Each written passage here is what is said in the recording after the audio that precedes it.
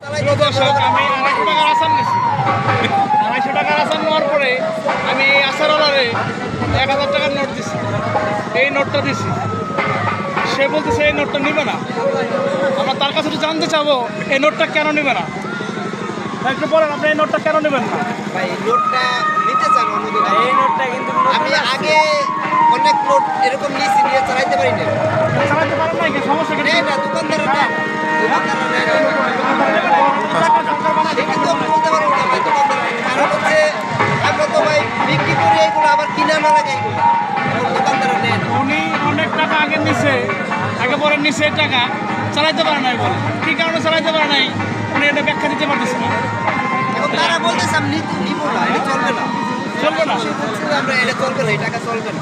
চলবে না কারণে সেটা বলছে চলবে না, মানে চলবে না।